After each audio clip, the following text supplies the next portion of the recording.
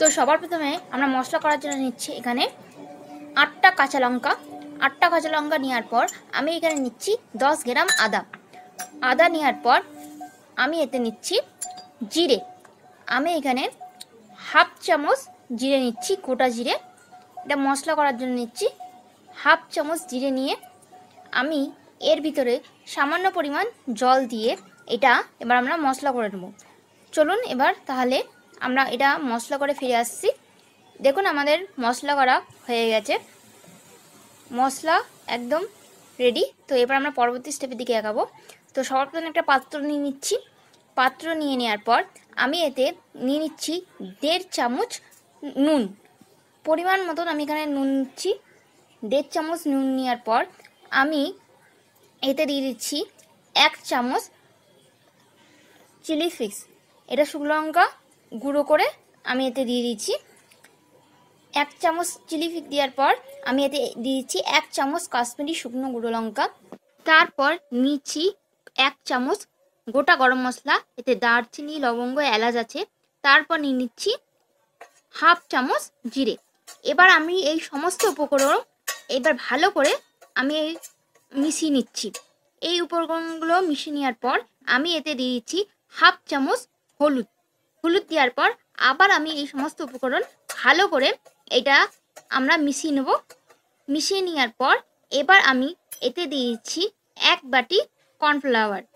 আপনারা যদি কর্নফ্লাওয়ার না দিতে চান এর ভিতরে আপনারা এর পরিবর্তে আটাও দিতে পারেন। কর্নফ্লাওয়ার দেওয়ার পর আমি এতে দিয়ে দিচ্ছি 1 বাটি বেসন। 1 বাটি বেসন দেওয়ার পর এবার আমি এই সমস্ত মশলা আর কর্নফ্লাওয়ার আর বেসনটা ভালো করে মিশিয়ে নিচ্ছি। চলুন এটা ভালো করে এবার আমরা ভালো করে মিশিয়ে নিই, যাতে মশলা আর কর্নফ্লাওয়ার ভালো করে মিশে যায়। এরকমভাবে মিশিয়ে নিলে আগে থেকেই, তাহলে আমাদের খুব সহজেই মশলা ভালো করে এর সঙ্গে মিশিয়ে যাবে।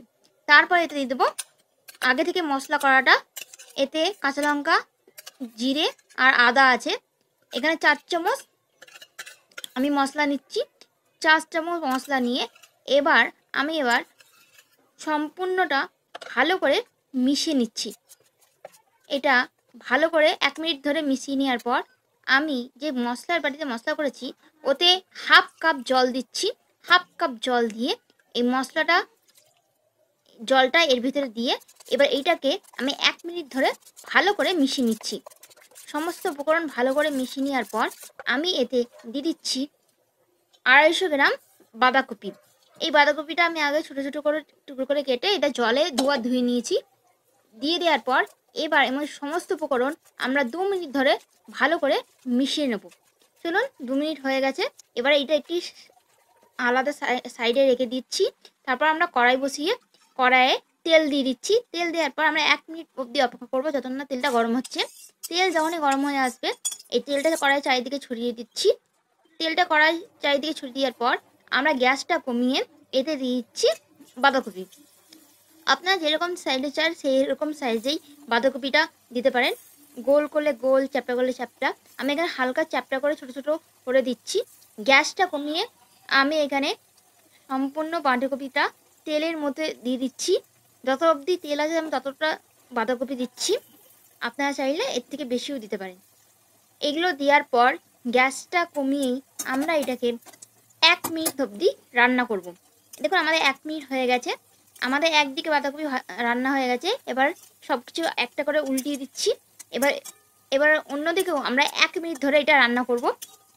1 মিনিট গ্যাস কমিয়েই মাথায় রাখবে এটা রান্না করতে হবে। 1 মিনিট হয়ে যাওয়ার পর আমি আবার এটাকে ভালো করে 30 সেকেন্ড গ্যাসটা বাড়িয়ে রান্না করব, যাতে ভালো করে বাঁধাকপিটা রান্না হয়। তারপর এটা একটি পাত্রে নামিয়ে নেব। আশা করছি আপনারা এই ভিডিওটা পছন্দ করবে। এই বাঁধাকপির রেসিপিটা আপনাদের কেমন লাগলো প্লিজ কমেন্টে জানাবেন। Thank you for watching.